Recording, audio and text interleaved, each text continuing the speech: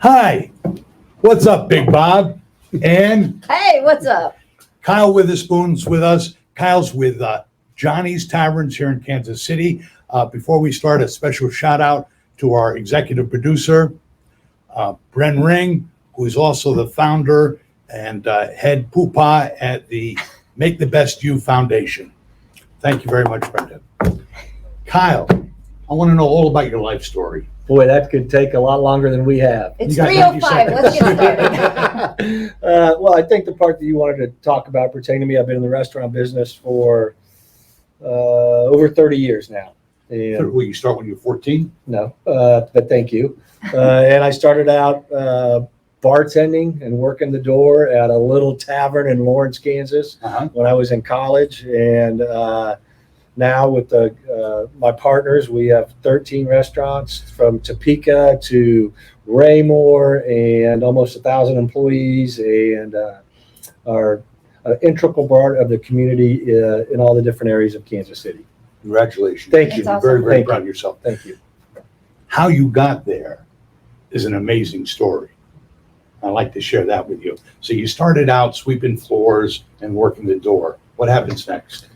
Well, there's a lot of things in between there, but I can remember I may have shared a story with you. Rick Renfro is one of my partners, and he's in his late 60s now, and That's so old. yes, and he was the president of the KU rugby team, and I was bartending, working the door in college, and he said, "Hey, I'm going on a 2-month rugby trip. I'm going to be gone for 2 months with the team." And my college roommate at the time, both worked there, and now he's one of our partners, and he called us to his office. And both of us were like, "Well, what did you do wrong last night? What are we in trouble for?" Is there any money missing? And he handed us a dozen free rounds of golf apiece on this little card. He said, here's a dozen free rounds of golf. I'm going to be gone for 2 months. So that's how you learned how to play golf. Yes. At which course? Well, that was Albemarle at the time. Oh, I know. Oh, that's a piece Yeah. of course. Yeah. And he said 3 things. He said, go to the bank every morning, lock the doors every night, and don't burn the place down when I'm done. I'll see you guys in 2 months. And I jokingly say, and I'd say that to this day, that was my formal restaurant management training, was that 10-minute conversation. And we kind of been rolling ever since. Did you have a formal education? I did 6.5 years of college with no degree. What were you studying though? Does it matter? Yes, I want to know. No, he wasn't studying. That's why it took him 6.5 okay. years. Public speaking, Public speaking. philosophy, never- public I would speaking, never guess that. political science. I kind of bounced around to a lot of Wow. those. My dad finally told me that everybody else that was there for as long as I were doctors. And so I just this is what I've been doing my whole life. I can't remember another job I've ever had other than being in the restaurant business. So what do you do now day to day? I still go into restaurants every single day. And when I'm in there, I still pick up trash off the floor. I'll do a load of dishes. I'll help in the kitchen. I will bust tables. I would say what most of my time is talking with people, visiting with the customers, visiting with the people, and visiting with the staff as well. And so So I got 2 stories that I can relate to. sure. As you know, I'm a storyteller, and does too. So I'm working at a retailer in Sarasota, Florida, and the owner comes in on a Sunday morning. He says, "Hi." He goes straight to the back and he starts cleaning the bathrooms. And I said, "Mr. Johnson, I can clean the bathrooms. You don't have to do that." He says, "No, it's part of my job." And I go, "What do you mean?" He goes, "If the owner will do the dirtiest, nastiest job in the building, the rest of the employees should have no problems following his instructions of what else needs to be done." Yep. And so I go in the bathrooms every day, every Sunday, clean the bathrooms, because I'm going to come back to you and say, "I need you this, this, and this," and I don't want to hear why you can't do it. And that's one of the, when a new manager gets promoted, because we don't, I can't remember the last time we hired a manager from an outside source. And I think that's been one of the recipes for our success is people see a path to promotion inside of our business. But that's one of the first things when we hire or promote a new manager, I'll sit them down and say, "Hey, look, you're going to have to ask people to do things, not tell people to do things, ask people to do things. And if they don't see you, if you're not the hardest working person in the building, or if they don't see you do what you're going to someday have to ask them to do, then they're not going to respect you and you're not going to be an effective manager. So that is one of the things that in the very first sit down I have when a manager is promoted, that's one of the things that I try to enforce with them. How did you expand so fast? Well, it really hasn't been a fast expansion if you look at it, right? We opened our first store in Kansas City in 1991.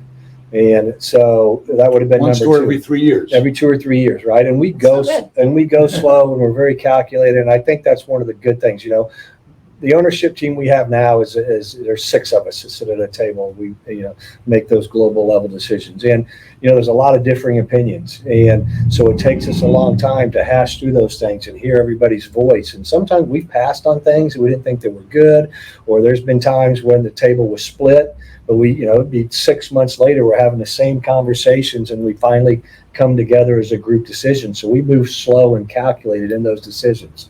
I make a suggestion: either dump one or add one. Right. 6 right. is a terrible number. It is, it is a rough number, but Do you have the trump card?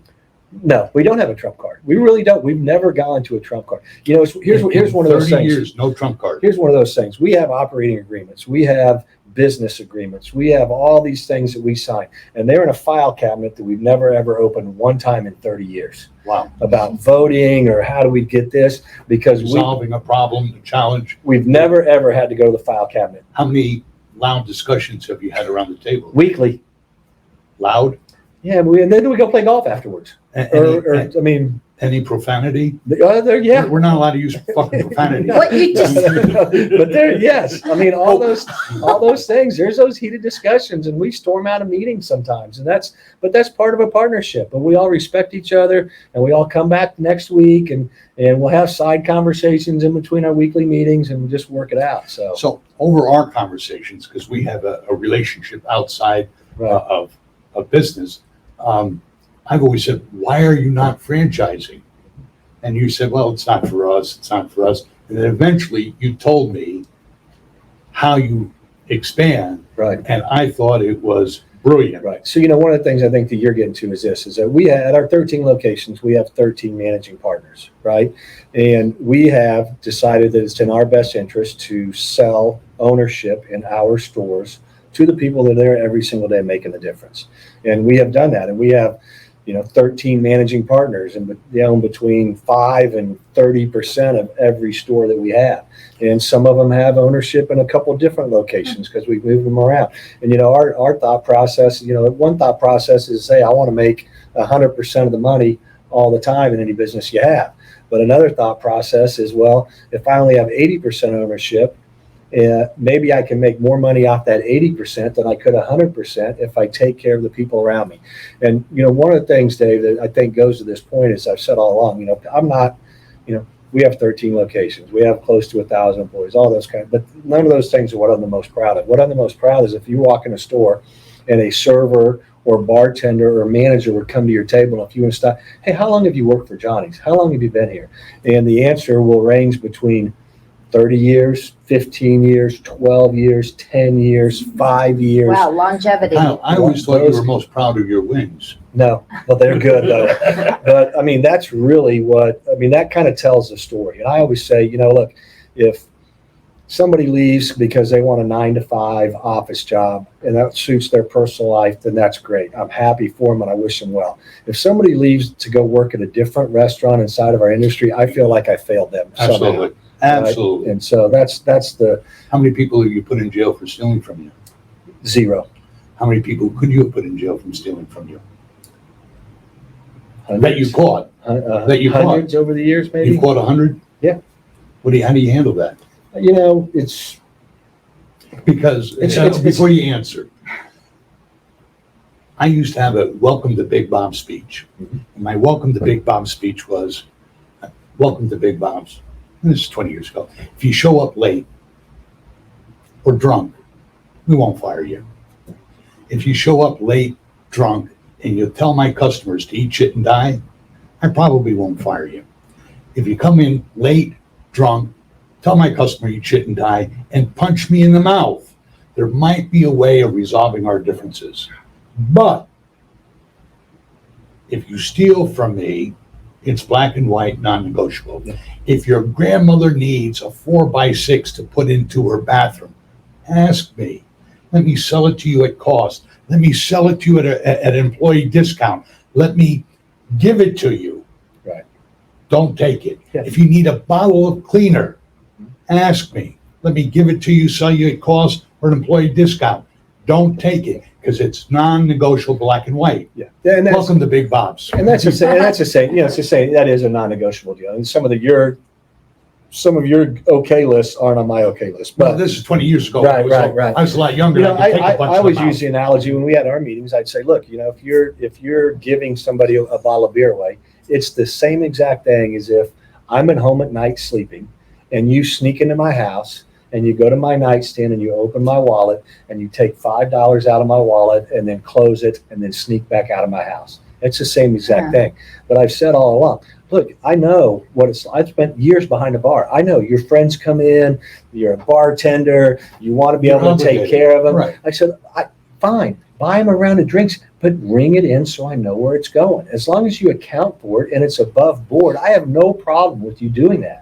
Now, if you're doing it every night and the whole fraternity house is coming in, we may have a separate conversation, but I have no problem with you buying a round of beers or a round of shots as long as it is accounted for and I know what's going on.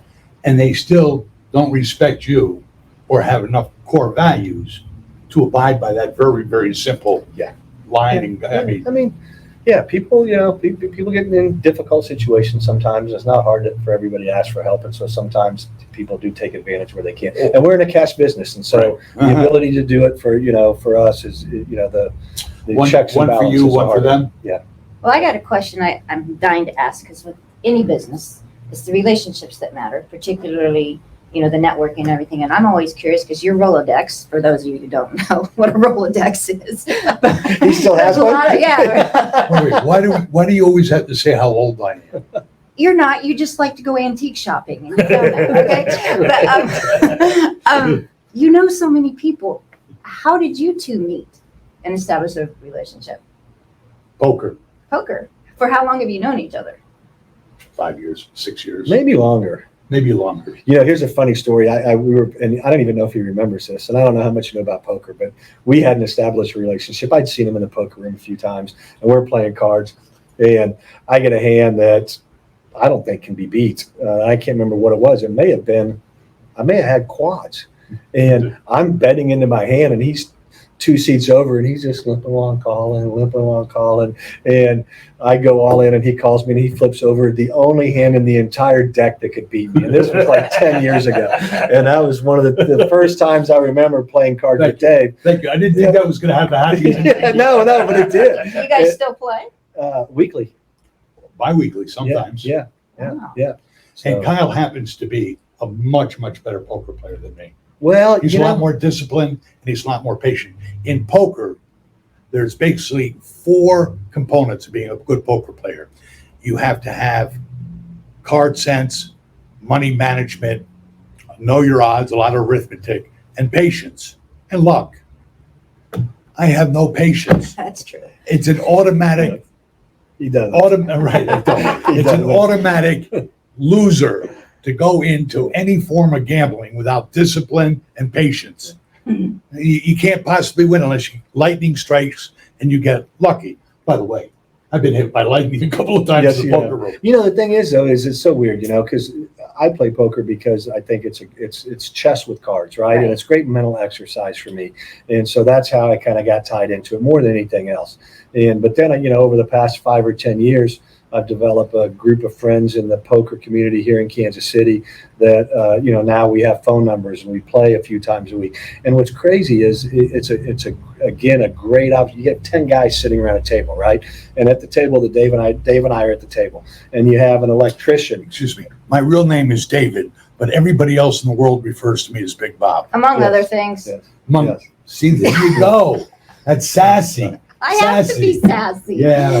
You can't be just good looking. You got to be sassy. Sassy. It's a great, us, and you'll be an electrician. There'll be an 18-year-old kid who doesn't have 2 nickels to it. 21-year-old kid. He doesn't have two nickels to rub together. They'll be the biggest real estate tycoon in Kansas City sitting at the table with us. And so it's a huge mix of different people and personality and backgrounds that are all part of, I consider friends now just because we met in a game of poker. Yeah. Okay, let's go full circle, bring this back around. Tell us about the menu at Johnny's. Oh, yeah. But by the way, if this is not the first, it's the second time we've mentioned Johnny's Taverns. Thank you. Johnny's Taverns, 13 locations in the Metroplex. By far the best bar food anywhere in Kansas City metropolitan area. Tell me about your. Is there a bill for the plug on this deal at the end of the? Is that what's going hit on the applaud afterwards? button. Somebody hit the applaud button. Okay. It's funny because 15 years ago, we were a bar that served food. And we had pool tables and all those things. And the industry kind of changed. Smoking ban came into effect. We don't have pool tables anymore. And, we kind of pivoted and now we consider ourselves a restaurant that serves beer and liquor. And so, and not a sports bar. We're sports bars 100%. That's who we are. That's our core value, the Right. sports bars, the TVs, the whole 9 yards. But we think that we have one of the best bar menus. We're not competing with Capital Grill. Yeah. We've had those conversations, right? Those kind of places. But as far as a bar menu and like places, I think we have the best one in the city. And $15 and under entrees, Yes. you got the best menu in town. I think so. Yes. Tell me the top 3 sellers. Our Wilson wings we sell truckloads of those, and those are fantastic. Oh, wait, that's a great segue. Tell me about your chicken wing purchases during the pandemic. Well, we bought a lot of them in advance, and How many is a lot? I don't even know. Semi trucks full. Trucks full. Yes. And you had to buy 3, 4, 5, 8 trucks full? Yeah, I don't remember how many, but at the time. And you had to keep them in storage? Well, somebody did for us. Yes. Right. Yes. And That's amazing. Yeah, and they're To just make sure you got the right price, because yes. they're about to climb through the roof. Yes. But we developed our own sauces. We have our own Wilson sauce and wing sauce. We sell them at Hen House, Price Choppers, all the restaurants in town. And we developed the Wilson sauce. My partner, Pat Roberts, kind of perfected the recipe. And I call it a cross between a wing sauce and a barbecue sauce. And so we fry our wings, and then we dip them in that sauce, and then we finish them on the char broiler. So it really caramelizes the sauce, and you get the grill marks on them and those kind of things. Oh, wow. And Dirty grill every day. What's that? Every day. Every 10 Yes. seconds, a new. But hands down, that's our most popular menu item. Are you still serving Bud Light Yes. by the buckets, or is it cut down a little bit? It's funny. It's some stores it has and some stores it hasn't. And it's all the demographics of the city, just like it's the demographics of the country and the state and everything I else. just thought I'd ask, since I have nobody else to ask firsthand Right. if they've been affected. Right. I guess you just have to understand the backstory, right? Well, I didn't ask if he shops at Target. I wanted to know if he's still selling light beer. Right. Yeah, Bud no, we Light. are. Sure. Yeah, okay. Yeah. Oh, I understand you have your own beer. We do. Free State Brewery in Lawrence brews Johnny's Tavern Blue Collar Lager. And you can only get it at Johnny's Tavern. We have it on tap at every single location we have. There are plans to come out with a white collar lager. So it will be your second SKU? Yes. All right. Wow. And then there's also talk about putting it on a production line and canning it to be able to have it at That would cans be and sell. awesome. That's what I thought too. So Yeah. Any plans of moving out of Kansas City? Yeah, that'd be great. yeah, we have discussions all the time, and our deal, David. We've talked more people out of it. We've talked more people out of it than somebody says, this is great. I want to be in the bar business. Can I open one up in Oklahoma City? Well, sure. Come and talk to us. One of your employees? No, Or somebody strange? somebody strange. Can't do business with a stranger, not with your concept, because you have to supply everything from the napkin. I mean, yeah, can you duplicate what McDonald's does? Maybe, maybe not, but it's a huge risk, and your name's at stake. Yeah. So the only way it works is if one of your managers wants to move to Oklahoma City Right. And there's take on that whole And there's territory. talks of that too. We've talked to some collaboration stuff, Wichita, we're talking some stuff, maybe Arkansas, some different markets like that to test and see what that would look like for that kind of expansion. Is there a scale that makes you more profitable if you double in size? Does it reduce the fixed overheads if you double in size? It's like anything else, right? Like I spent a lot of time at our store in the Power and Light District downtown, right? There's a 18,000 seat arena across the street, and it can go, most of the time people call me and say, hey, can I get a reservation down here for Brooks and Dunn concert? And I'll say no, but if you want one on Tuesday night, I'll be more than happy to get one for you, right? So it's kind of like the old concept, the airline industry. The plane's leaving whether it's full or not, right? And so, you want to try to maximize those times where the plane's not full to kind of get people down on. How do you get people in when there's no concert? Well, that takes time, and it takes energy, and it takes focus. How do you build a customer base? Comeback sauce. The comeback sauce. I've heard of that. Yes. Comeback sauce. I have too.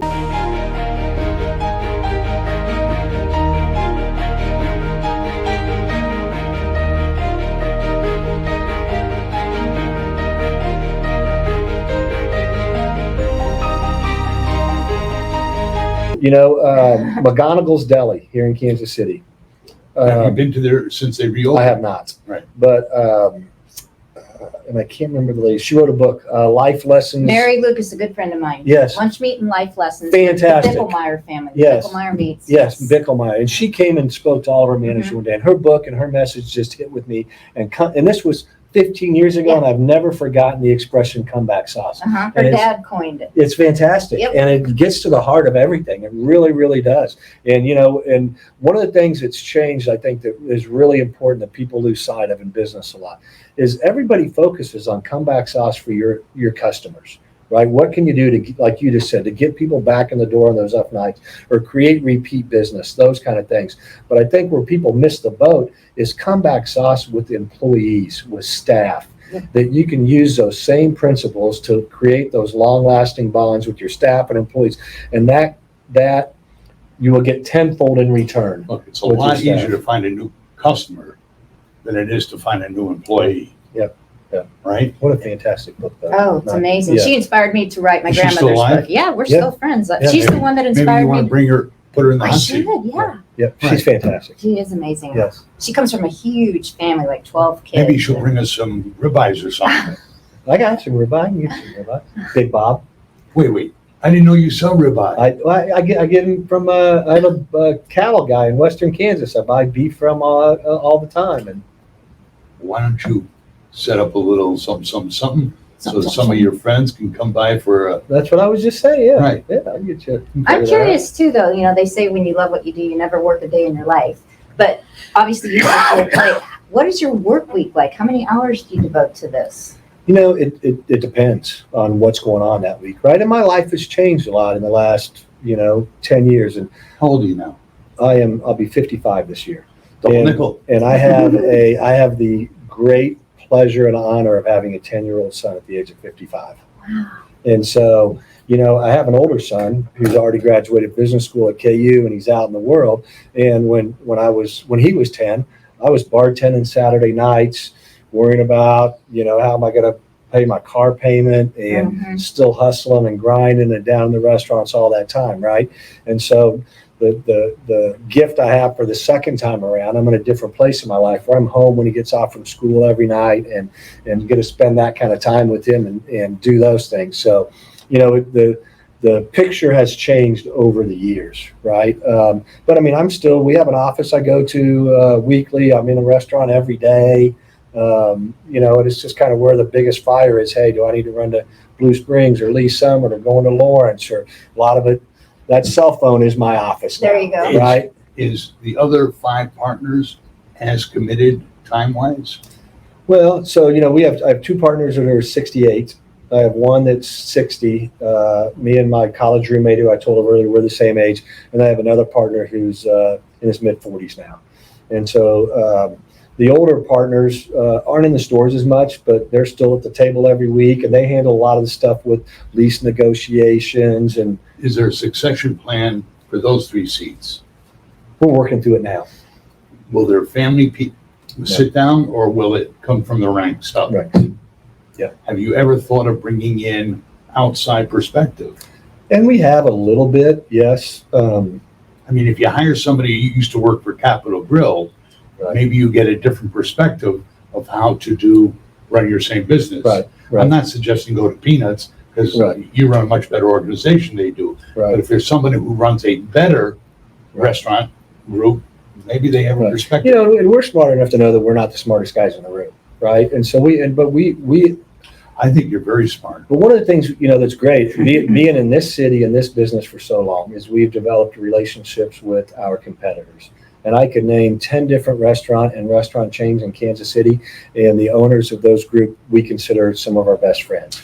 And we have phone calls all the time. Hey, how are you handling this? Or what's going on with this? Or how do you guys deal with this? And so, you know, our frame of mind is, you know, all of us trying to prosper and do better in this business. And so As long as you're not stealing each other's employees. yeah, no, and we've been down that road with a few people, and but no, we all respect each other, and we have great relationships, and has been a great city and a great group of restaurateurs across the city to become friends with and exchange ideas with. I think you might be the biggest restaurateur in Kansas City. Oh, I don't know about that. Gross sales. No, Think about this. No. No? I mean, Privately owned? I mean, not takeaway national chains? but I mean, if you think about, you know, the price point on, you know, like you mentioned earlier, we're $15 is Right. our top out. You know, I tell people, you know, hey, I'm making money $5 on $5 bills, right? If you go into other restaurants and, you know, we'll go out to dinner and it'll be a couple $100 for dinner for one table Yeah, turn, that kind But of they thing. got one table, Yeah. one store, you got Now, if every month was March, and if KU won the national championship every year, and the Chiefs went to the Super Bowl every year, and all of those things, then that might be a different story. How was the parade weekend? Was that big? Fantastic. Was it? I mean, You weren't one of those businesses saying, you know, the parade killed my business. now that was the draft. Yeah, but that was Oh, it, the the draft. draft. yeah, How was the draft? it was fine. You know, it was great All for the about city. expectations. Yeah, it really is. But, you know, it's, I mean, being in the sports bar business in this town right now with the success of the Chiefs and the Jayhawks and the Wildcats and all those things, I mean, it's a You forgot fun. to mention the Royals. And the Royals. Well, I mean, even the World Wait a Series, minute. and If the the Royals, Royals move downtown, is that good for your business? I think it will be, yes. We have another store downtown if they move downtown? No, because I think Right, I mean, the I other think it'll one- be close. It was funny. I was down there working at our store downtown when the Royals were getting ready. They were getting ready to win the World Series, and it got to be like the 7th inning or something. And I thought, this town hasn't seen the World Series in decades. He's like, I'm leaving now because if we win, they're going to come down and start overturning Rush. cars. And so I remember running out of the building like a 7th inning and going home just in case it got like that. 2014, the Royals set a major league playoff record that will never, ever be broken. You know what that record is? No. 10-4 in the playoffs and not win the World Series. Wow. And that came They down won to 10 games, lost 4, and didn't win the World Series. who was the pitcher for the Giants that shut him down? He won all 3 of the games in the win. Yeah, I mean, Look at me. he was there. Brett Bauer or whatever. Yeah, I don't know, but he was the guy that spoiled the 14 run for the But- Royals. They won the playoff game, 3-0 sweep, 3-0 sweep, 3-4 loss. I say I've been to the Masters, I've been to the Final Four, I've been to World Series, a lot of major sporting events, and I listed I was at 2008. I was in San Antonio for Mario's Miracle Shot when KU won the national championship, and I said that will forever be my #1 live sports Until memory. But I was also at the game, the play-in game, the Royals A's game, where we came back, and there were in the seats next to me when we came back. They were empty. People had left. We were down 6 or 8 to 1 or something. People had gone, and we came back and won, and that moved to #2 on live sports moments for me ever being present for. It was fantastic. I'll tell you my #1. My #1 was I was a coach at the University of Pittsburgh. We're playing Notre Dame, which ended up having 5 guys drafted in the NFL on defense. Dorsett went for 303 yards on the ground, rushing the football against an all-American defense, Right. and just absolutely crushed them. That's fantastic. It was more of a heartthrob than winning the national championship. Right. It was just amazing, breathtaking to And you had a watch. great seat for that game. Not Yeah. really, Yeah. not really. On the sideline, You're standing on the sideline. Right. If you want to watch the game, you want to be in the coach's box. Yeah, fair enough. Because when you're on the sideline, you can't see the other side of the field because fields are like this, Yep. right? Yep. There's a hump in them, Right. right? And so you can't see the Yeah, other good side, point. Good point. right? Yep. So, misnomer. Most people think standing on the sideline is the best seat. Yeah. Yeah. What would you like to share with all of America Mhm. about Kyle Witherspoon and Johnny's Tavern? That if you had a few seconds or minutes left, you want everybody to know. Yeah, I do. I feel lucky more than anything that the business has turned out. I think a lot of Worked luck. hard, got lucky, wasn't Yeah. smart. Yes, I got yes, all those things, right? And one of the things you kind of talked about what you enjoy about your job and that kind of stuff. I mean, for me, people ask me a long time, and I said, the best thing about my job is I got to wear tennis shoes and a ball cap There you every day go. to work, and no 2 days are the same.